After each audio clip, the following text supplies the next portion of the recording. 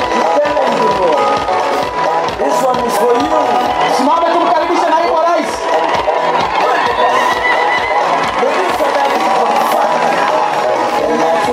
Wacha tukaribishe naibu wa rais. Najua Osoro atakuja kumkaribisha rasmi. Wapi vikelekele ya naibu wa rais wa Kenya? Wapi Mkirango mnapenda Profesa Kindiki? Wapi shangwe na mkono yake nisikie? Wapi Saudi Mkirango oye?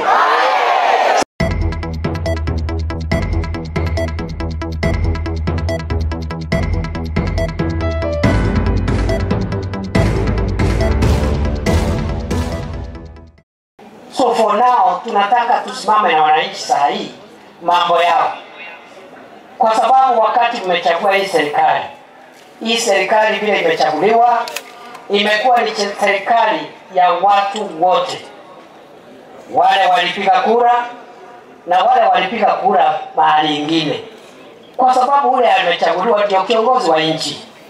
Rais William Ruto ndiye sasa kiongozi wetu kama nchi.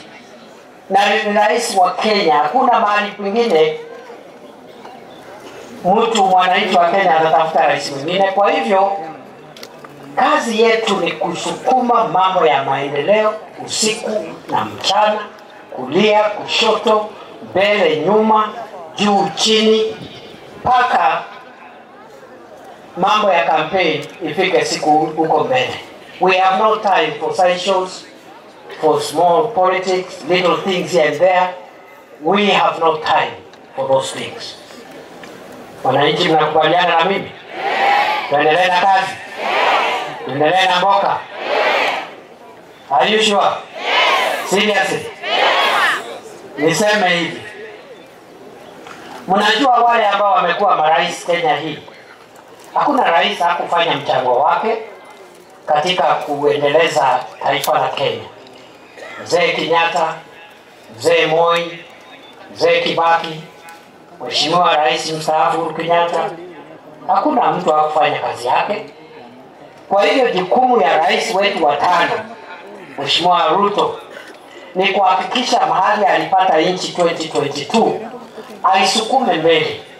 Ndio siku ile atatoka ofisini akistaafu, ule atachukua naye aendelee kutusaidia kujenga nchi yetu. That is how you build a strong nation. That is how you build a united nation. Kwa hivyo tuko na jukumu sasa hivi kwa sababu tumekuwa mamlakani kama serikali kwa miaka 2.5.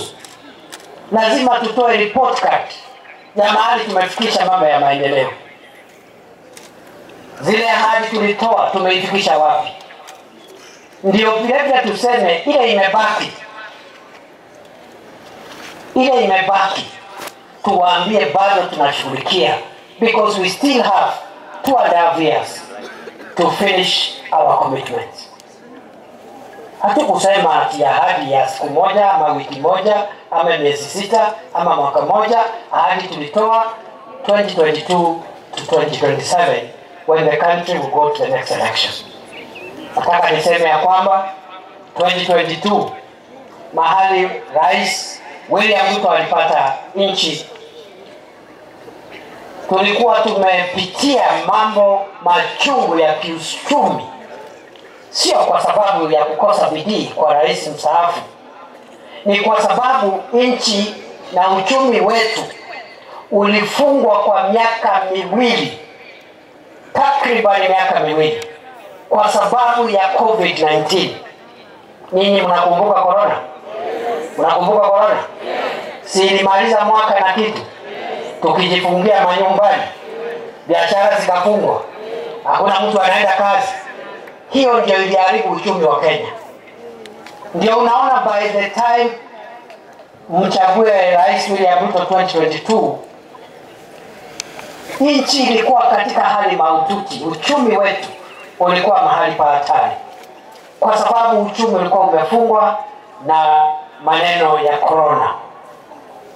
Na jamii ya kwa Kisii ni watu ya biashara sana. Kwa hivyo kwa sababu ili kuimarisha uchumi na kumudu bei ya bidhaa muhimu ambazo zinaagizwa kutoka nje, tumeshughulikia tukiongozwa na Rais William Ruto, shilingi ya Kenya imepata nguvu kiasi, kwa sababu dola moja 2022 ilikuwa shilingi 167, leo hii ni 128, 129. The Kenyan shilling is stronger today.